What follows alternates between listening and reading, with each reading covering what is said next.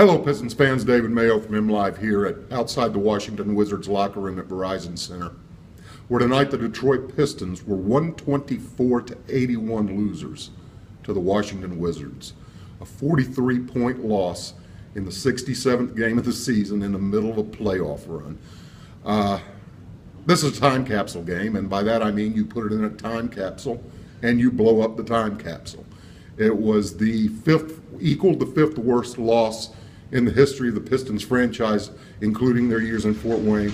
It was, in fact, the fifth worst loss in the history of the Detroit Pistons franchise. 10th loss in franchise history, 9 of those in Detroit by at least 40 points. The franchise record loss of 59 points was never threatened tonight, but it was the worst loss in 22 years by the Pistons, dating to February 7, 1994, when they lost by 44 points, 141-97 to the Atlanta Hawks.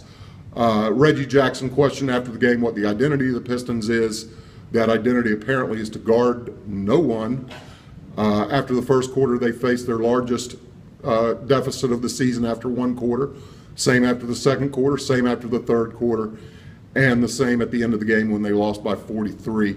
They also gave up 124 points, their most in regulation this year. It's the second time they've had that distinction in 3 games after giving up 118 points Friday at Charlotte, which to that point had been the most points they had given up in regulation this year. Just nothing good to talk about here. More turnovers than assists, more turnovers than field goals in the first quarter, and all downhill from there for the Pistons, who go home now for a 9-game homestand, but not the way they wanted to go into it.